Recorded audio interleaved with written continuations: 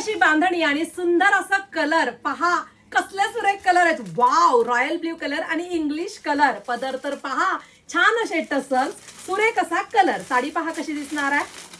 खूप सुंदर कॉम्बिनेशन असणारा हा बंदेज आणि ऑफिशियलही वाटणार आहे. पहा, साडीला टसल्स आहेत, जरीचा पटोलाचा पदर, बॅक साइड पदराची पहा.